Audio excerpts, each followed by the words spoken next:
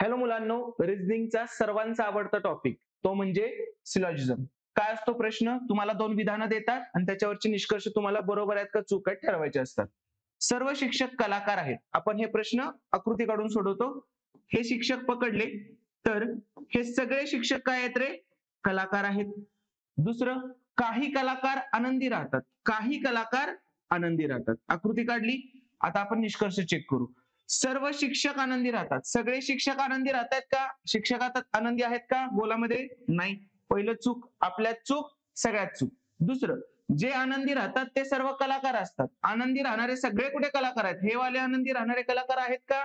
नाही. त्यामुळे हे सुद्धा चूक. काय येणार याचं उत्तर? क आणि ड दोन्ही विधानं असत्य आहेत.